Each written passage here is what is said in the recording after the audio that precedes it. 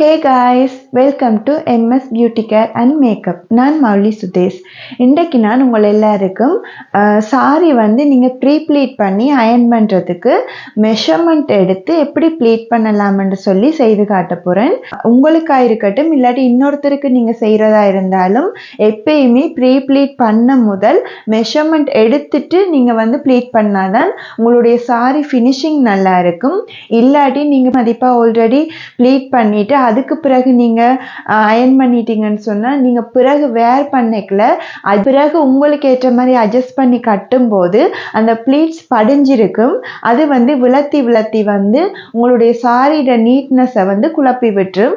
அதனால் எப்பயுமே நீங்கள் அளவு எடுத்துட்டு தான் நீங்கள் வந்து உங்களுக்காக இருந்தாலும் இன்னொருத்தருக்காக இருந்தாலும் சாரி வந்து ப்ளீட் பண்ணி அயன் பண்ண வேணும்.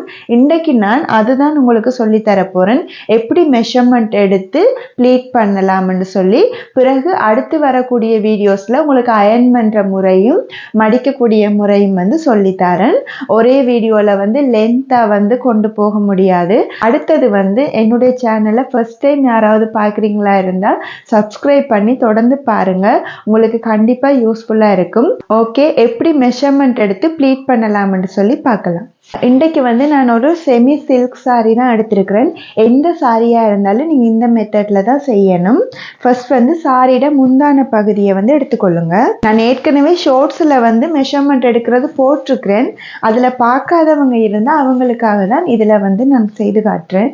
இப்போ சாரின்ற இந்த முந்தானியை வந்து இந்த மாதிரி நீங்கள் உங்களை ஹேங்கிங் மெத்தடுக்கு ஃபர்ஸ்ட் போட்டு பாருங்கள். போட்டுட்டு இந்த சைட் வந்து உங்களோட குதிக்கால் மட்டத்துக்கு இருக்க வேணும். கொஞ்சம் உங்களுக்கு மேலே பிடிச்சிருந்தா கூட எடுக்கலாம், ஆனால் நிலத்தில் முட்டக்கூடாது. உங்களோட குதிக்காலோட நீங்கள் வந்து பார்த்துக்கொள்ளுங்க. இந்த மாதிரி பார்த்துட்டு இந்த இடத்துல ஒரு பின் பண்ணணும். இந்த இடத்துல ஒரு அடையாளம் வச்சுக்கொள்ளுங்க. இது வந்து ஃபர்ஸ்ட் மெஷர்மெண்ட். அடுத்தது இந்த ஷோல்டர் பின்னை இந்த ஷோல்டரில் இருந்து இங்கேருந்து இந்த இடத்துக்கு பார்க்க வேணும். இந்த உங்களோட அக்குள் பகுதிக்குள்ள இப்படி இழுத்து இந்த இடத்துல ஒரு பின் அடையாளம் வச்சுக்கொள்ளுங்க. ஷோல்டர்லேருந்து கரெக்டாக இப்படி எடுத்து இந்த இடத்துல பாருங்க, இதில் ஒரு பின் வரும். அடுத்தது இங்கால இருக்கக்கூடிய உங்களுடைய இடுப்புக்கு வரக்கூடிய பகுதி, இந்த இதை வந்து ஒரு சுற்றிட்டு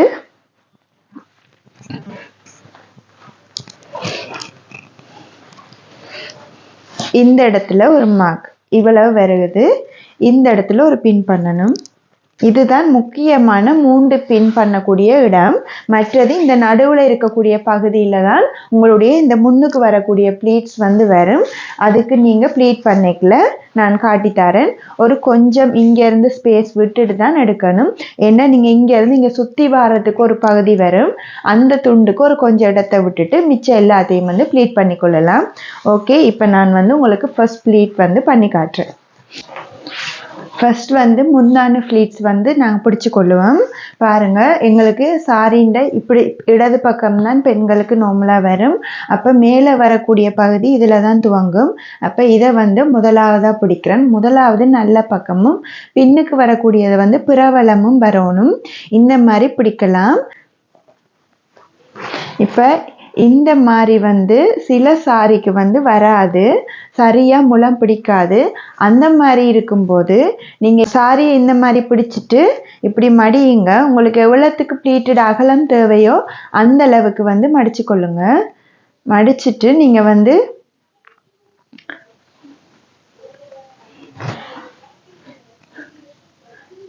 இப்போ உங்களுக்கு இந்த அளவு அகலம் பிடிச்சா இந்த அளவோட ஸ்டாப் பண்ணுங்கள்.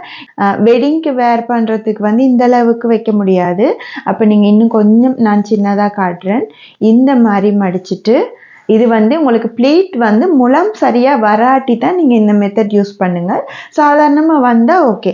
இதை வந்து அயன் பாக்ஸில் இப்படி வச்சு அயன் பண்ணிவிட்டு ஓப்பன் பண்ணிங்கன்னா ஒரு அளவு கிடைக்கும். உங்களுக்கு இந்த மடிஞ்ச இடத்துல வந்து அளவு கிடைக்கும்.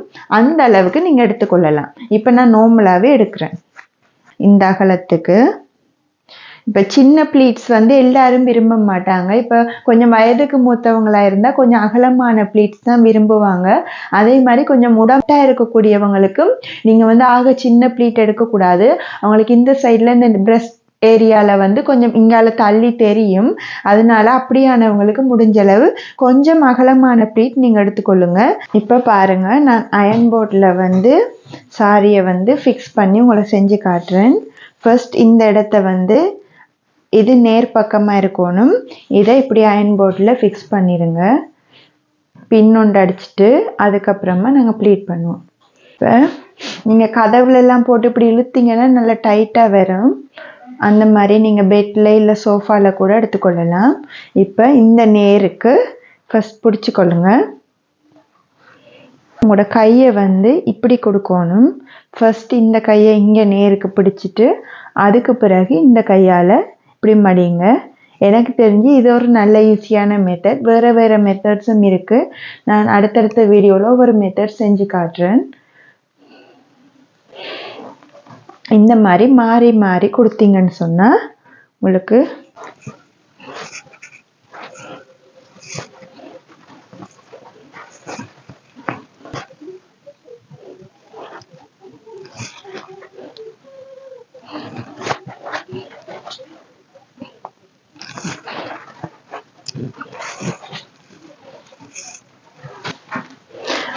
இப்போ பாருங்கள், இந்த பீஸ் வந்து நான் இந்த இவ்வளவும் ப்ளீட் பண்ணியிருக்கேன்.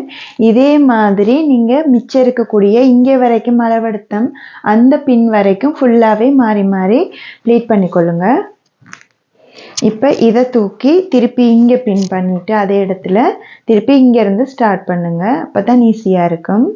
திருப்பி அதே மாதிரி இதை ப்ளீட் பண்ணிக்கொள்ளுவோம்.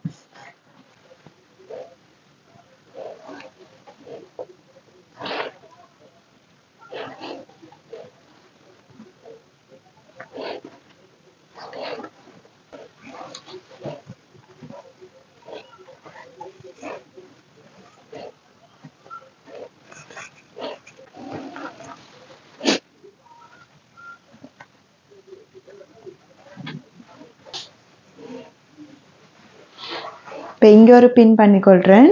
இதே மாதிரி எல்லாத்தையும் ப்ளீட் பண்ணிவிட்டு காட்டுறேன்.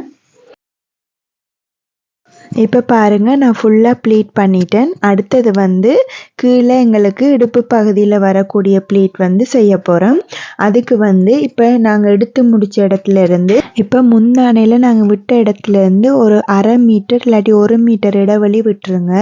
ஏண்டா அது வந்து இடுப்பை சுற்றி வரக்கூடிய பகுதி. அதில் இருந்து தான் நாங்கள் மிச்ச ப்ளீட்டை வந்து பிடிக்க போகிறோம். பாருங்கள், நான் செய்கிற மாதிரி செய்யுங்க. நாங்கள் இந்த ஊசி வந்து அடையாளம் வச்சுருக்கிறோம். அதே மாதிரி அங்கேருந்து இந்த ஊசி வரைக்கும் நாங்கள் அந்த ப்ளீட்டை வந்து பிடிக்க போகிறோம்.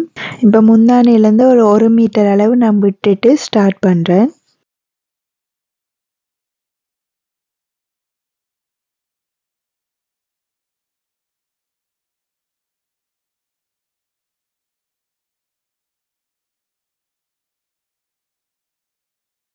இது வந்து உங்களுக்கு சின்னதாக வேணுமென்னா சின்னதாக எடுக்கலாம். அகலமான ப்ளீட் வேணுமென்னா நீங்கள் அகலமாக பிடிச்சி கொள்ளலாம்.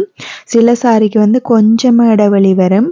அப்படியான இடத்துல வந்து நீங்கள் சின்ன ப்ளீட் பிடிச்சி கொள்ளுங்க.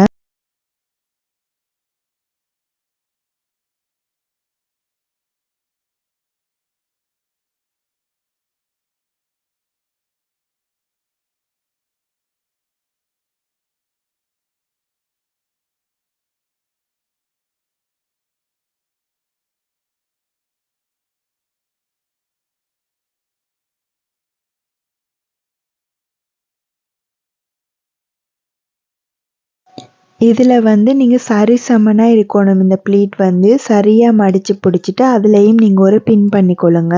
இந்த மாதிரி நேர் பார்த்துட்டு பின் பண்ணிங்கன்னா சரி. நான் செய்துட்டு காட்டுறேன். இப்போ நான் இந்த சாரி வந்து ப்ளீட் பண்ணிட்டேன். நான் வந்து அடுத்த வீடியோவில் உங்களுக்கு இந்த சாரி அயர்ன் பண்ணி எப்படி மடிக்கலாம்னு சொல்லித்தரேன். இப்போ இந்த வீடியோவிலேருந்து விடப்படுறேன். உங்களுக்கு இந்த வீடியோ பிடிச்சிருந்தா லைக் பண்ணி கமெண்ட் பண்ணுங்கள். உங்களை நான் அடுத்த வீடியோவில் சந்திக்கிறேன். நன்றி.